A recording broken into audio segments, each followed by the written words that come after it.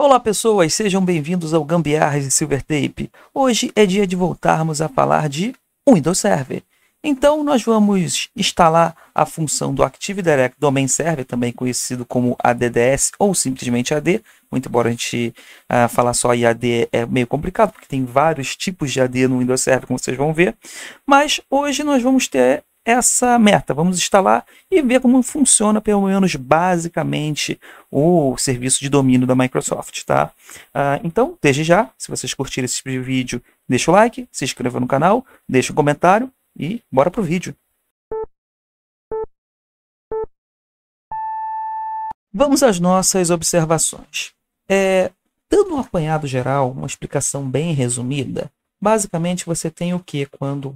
O que te possibilita ter um servidor de domínio, um ADDS?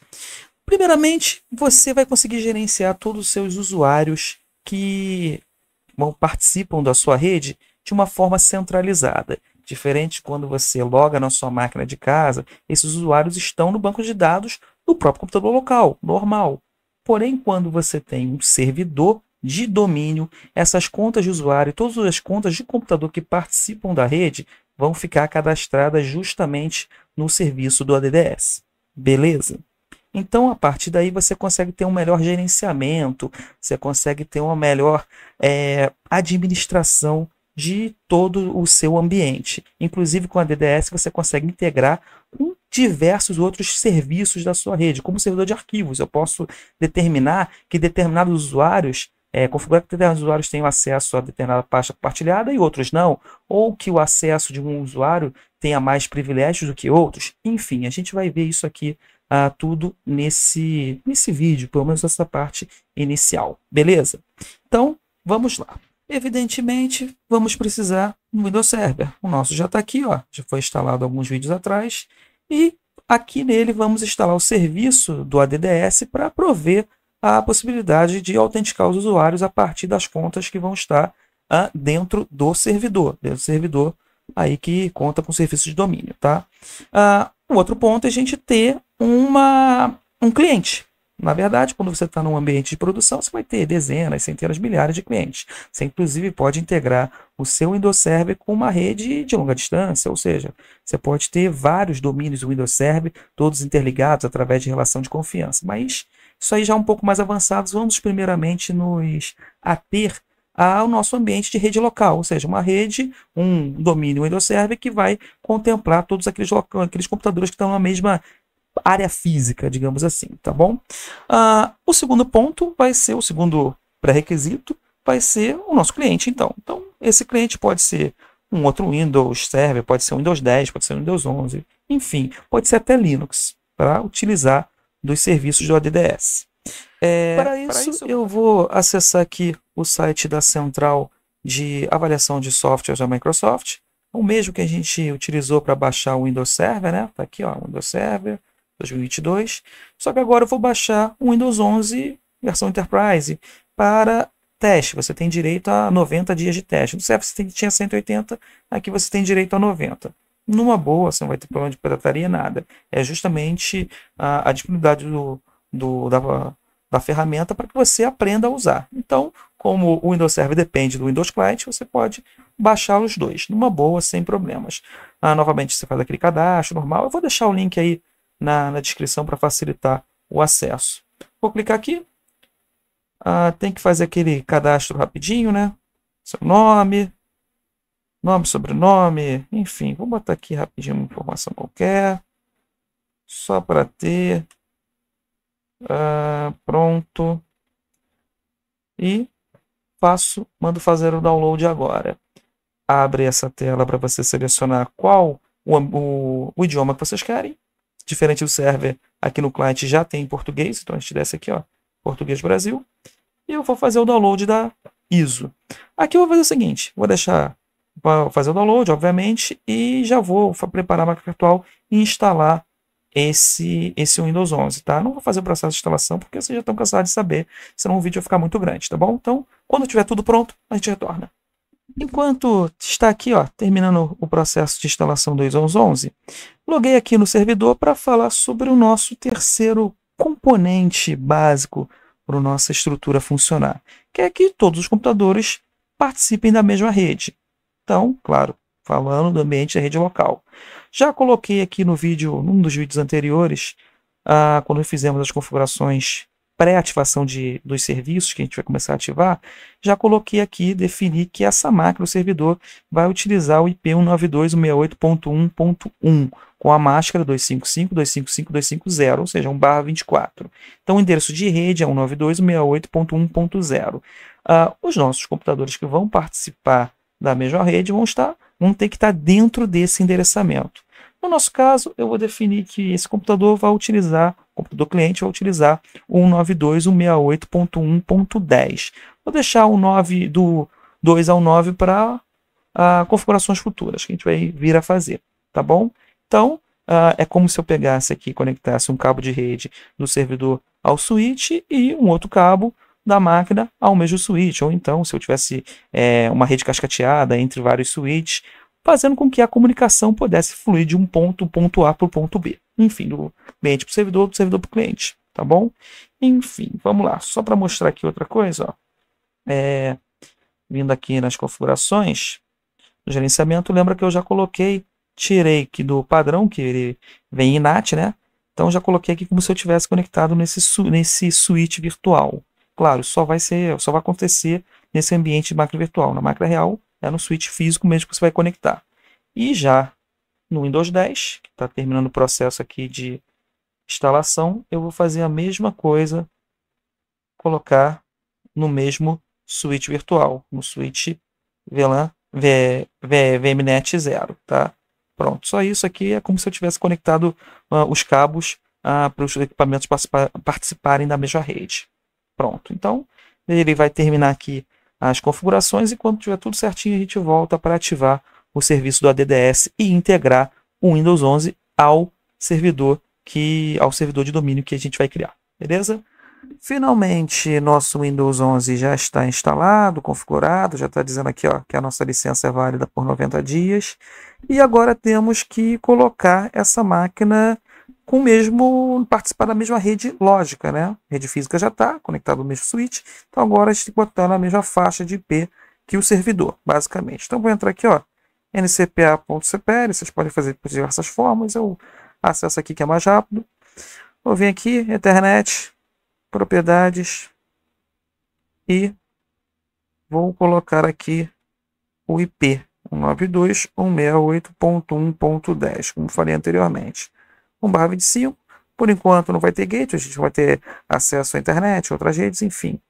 E vou colocar o DNS, isso porque, já adiantando o que a gente vai fazer, na hora de instalar o ADDS, ele vai instalar o DNS. O AD ele depende do DNS para funcionar. Como eu falei, não é só o AD, ele não só integra um servidor de arquivos, aqui foi apenas um exemplo, vai integrar com o ADDS, integrar com o WDS, com o próprio servidor de DHCP, cara, tem vários serviços que vão utilizar do AD em conjunto com o ADDS, tá? Então vamos lá, 92.168.1.1.1, isso porque o nosso servidor de AD também vai ser servidor de DNS. Tranquilo. Pronto, tá feito. Certinho. Aqui, mostrar aqui a vocês. Se eu entrar no CMD e tentar dar um ping para 192.168.1.1, ele não vai conseguir localizar o servidor. Mas está tudo certo. Já está funcionando. Ele só não consegue localizar porque o firewall do servidor não está deixando. Mas isso aí a gente já vai resolver. Tá? Vamos voltar aqui, ó. Vamos aqui agora no servidor. Aqui está tudo finalizado, pelo menos por enquanto. Depois a gente vai, quando o servidor do serviço do ADDS estiver em operação, a gente vai voltar aqui no cliente. E tá aí. O AD foi instalado, foi configurado, agora já está ativo. Aí mandou reiniciar o servidor, normal. E já tem uma novidade, ó. A nossa conta administrator, que era a conta local do servidor, agora ela virou uma conta de domínio. Claro que agora ele, além de ser o domínio, também está aí a conta local dessa máquina. Mas já pode utilizar essa conta administrator para logar no cliente, desde que o cliente esteja integrado ao AD. Já vai fazer isso. Vou logar aqui, ó, só para mostrar a vocês. Claro que a gente pode criar outras contas, a gente vai criar outras contas, normal. Também no servidor a gente não vai deixar a conta de usuário comum logar, né? Mas enfim, vou mostrar aqui, ó. Você tem algumas ferramentas, várias opções, várias aplicações para gerenciar o seu AD. Tá? As principais vão ser os usuários e computadores do Active Directory. Desculpa, só esqueci de mostrar aqui. Você vai em ferramentas. Se eu tivesse mostrado isso aqui antes, não ia ter todas essas opções que nós temos agora. Tem agora, ó, serviço de site do AD, caso você tenha mais de um domínio. Enfim, tem várias coisas são novas aqui. Ó. O DNS, que a gente não mandou instalar propriamente, mas o AD ele precisa do DNS, então ele instalou também. Mas tem aqui usuários e computadores do Active Directory, que digamos assim, é a ferramenta tradicional, e a ferramenta nova para você gerenciar, que é a central administrativa do Active Directory. Vou abrir os dois só para mostrar. Eu, como sou velho, costumo mais usar o usuários e computadores, tá? Mas, em geral, eles têm as mesmas funções, muito embora recursos novos só conseguem se utilizar na central administrativa. Como, por exemplo, agora tem a lixeira do AD. Tá? Você pode utilizar a lixeira do AD, ativar e trabalhar nela em cima da central. Mas, ó, tá aqui, ó, o nosso servidor, o nosso domínio se chama AWS, tá aqui. E aqui é a estrutura padrão. Quando a gente adicionar essa máquina ao domínio, vai aparecer aqui dentro do container computers. Tá? A gente vai criar aqui OUs para a gente gerenciar a nossa estrutura já para vocês verem. Por exemplo, inclusive eu vou fazer isso até agora. Aqui no nível do domínio, vou criar aqui uma OU novo. A OU parece uma pastinha, mas ela não é uma pasta, tá? Inclusive vai ter outras funções, a gente vai, a partir dela, aplicar GPOs, algo bem interessante que também é baseado no AD. Tá? O AD, como eu falei, é a estrutura, a coluna vertebral aí de uma estrutura Windows Server. Mas vamos lá, unidade organizacional. Só para a gente ter, vou botar aqui, ó, informática.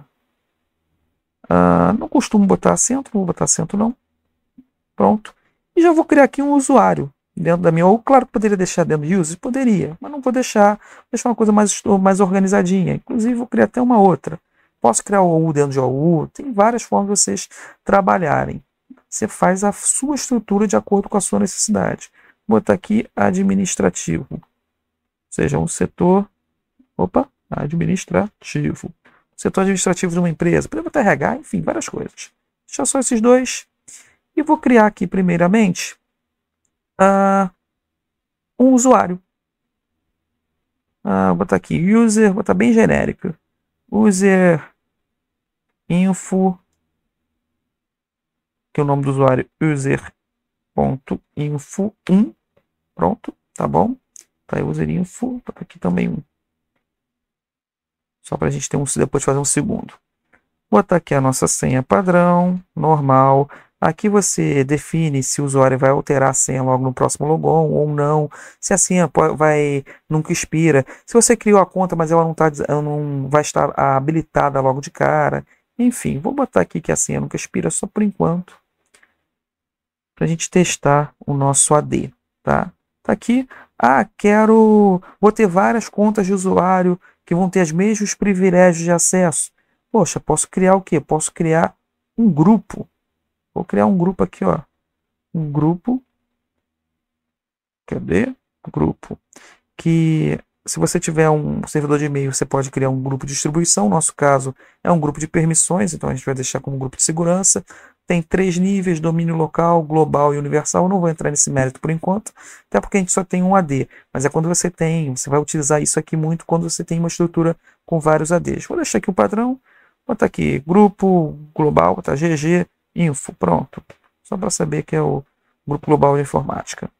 E agora eu posso fazer o quê? Pegar esse usuário e botar dentro desse grupo. Então, venho aqui, adiciono o membro. User.info. Tá lá. Eu quero criar um segundo usuário que vai ter as mesmas permissões do user 1. Então, vou vir aqui e posso mandar copiar. Bota aqui, ó, user 2, tá info também, user.info2, pronto, só para a gente ter. E esse aqui eu vou fazer diferente, vou botar aqui a senha, só para mostrar a vocês, e vou mandar como a gente mandou copiar a configuração do outro, então ele informa que vai criar como foi feito anteriormente, com a senha nunca expira. Mas dessa vez eu vou pedir para o usuário trocar a senha no próximo logon. Opa, tá, digitei a senha errada, né? E acontece. Pronto. Concluído. Notem que eu não adicionei essa máquina, não peguei e botei esse usuário no grupo, né? Mas se eu vier aqui, como mandei fazendo uma cópia, ele já está com as configurações iguais ao que tinha o user 1, tá? Ok, depois a gente mexe no administrativo, certinho. O que vai acontecer? Claro que depois, quando eu botar a máquina cliente no domínio, vai aparecer aqui na ou dos computers, mas eu posso alterar, jogar para outro local numa boa, tá? Tudo que eu fiz aqui se reflete aqui também, ó. Tá aqui administrativo, o computers. Deixa eu mudar aqui, ó. Pronto. Vou botar essa visão aqui mais que fica um pouco mais prática. Aqui, ó. O grupo e os usuários que criamos na OU Informática. Aqui tá tudo certo, vou deixar aqui do jeito que tá. Na verdade, eu vou voltar a abrir o usuários e computadores. E vamos finalmente colocar a máquina cliente no domínio. Para isso, vamos aqui. Temos que dar um nome único dentro da nossa infraestrutura de rede, dentro do AD, né? Então, eu vou vir aqui, nome, para a gente alterar. Pode acessar isso de diversas formas. Abre as propriedades do sistema nessa janela. E aqui é o nome do computador. Tem as outras opções, mas não é o nosso caso. Você pode dar uma descrição, mas o que interessa mesmo é aqui, ó. Nome do computador e grupo de trabalho, que veio padrão, tá aqui o nome padrão que veio dele, tá? Desktop, tal. Clicamos em alterar e aqui damos um nome. Tá aqui, ó, micro01. Pronto. E vamos ingressar no domínio. Lembrando que numa edição home não tem a opção de domínio, tá? Então, nosso nome de domínio AWS. Ok. Ele vai lá no servidor, ó, já foi. Localizou, existe de fato esse servidor, esse nome de domínio, esse AD, esse controle de domínio. A gente vai colocar agora, para ingressar nele, uma conta de usuário pertencente àquele domínio. Então, vou botar o administrator, que é uma conta administrativa, né? Opa, pronto. E colocar aqui a senha. Ele vai se conectar lá no servidor agora. E após ele conseguir estabelecer verificar as senhas, estabelecer toda a comunicação, ele vai ingressar essa máquina junto ao domínio AWS. Vamos lá? Isso às vezes demora um pouquinho, normal.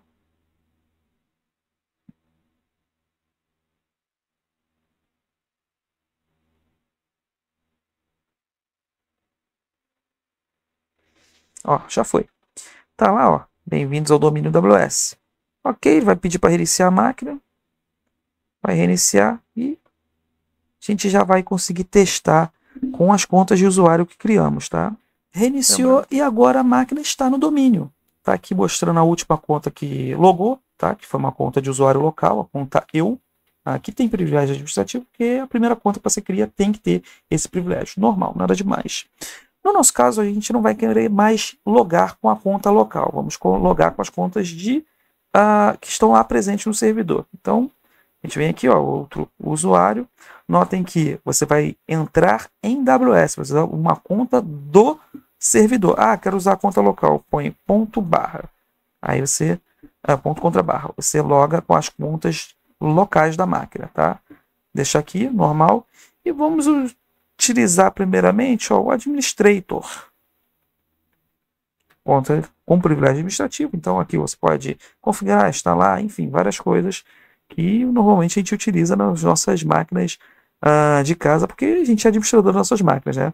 Mas a gente não vai deixar isso funcionar desta maneira num ambiente empresarial, porque você não vai querer que os seus usuários fiquem alterando as configurações, instalando o programa, dando chance aí, dando uma maior possibilidade de nível de chance aí de ataque de hacker, de vírus na máquina, enfim, tá? Você vai evitar.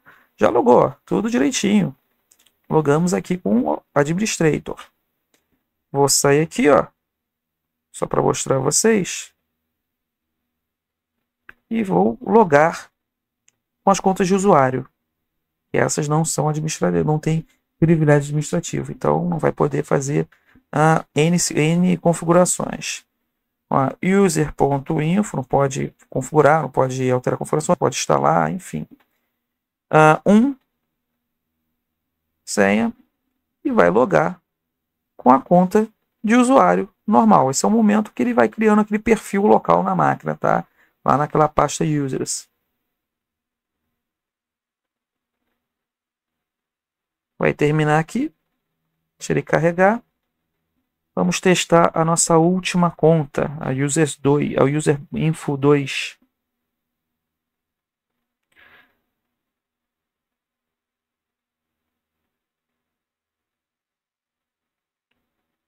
Quase lá. Pronto. Nosso usuário, Userinfo, está aqui, ó. Normal.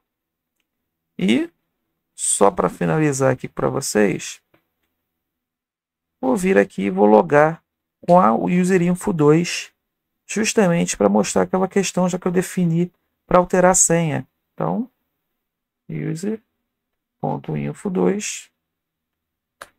Logo de cara diz que tem que alterar a senha. A senha do usuário deve ser alterada antes de entrar, então vou botar aqui. Pronto. Senha nova, senha alterada. E agora eu consigo logar numa boa com esse usuário. Tá? Vai carregar de novo aqui o perfil. Últimas considerações. Só para finalizar, eu posso, como eu falei, criar conta em qualquer local aqui. Você define sua infraestrutura. Aqui são os que vieram por padrão, tá? Os grupos e os usuários. Aqui o administrator, enfim. A gente depois vê um pouco mais sobre isso. Tem a conta Gets, que é a conta convidada, que vem desabilitada por padrão. Aqui as contas que a gente criou. Poderia dar nível de permissão administrativa para essas contas? Poderia. Só adicionar essas contas no grupo de administrador. Pode ser administrador para máquina, administrador do domínio, enfim. Aqui, como comentei com vocês, quando essa máquina ingressou no domínio, deixa eu atualizar, ele vai vir para cá, ó. Tá lá, ó. O micro 01 agora faz parte desse domínio. Posso alterar? Posso mover para outro local? Poderia, normal.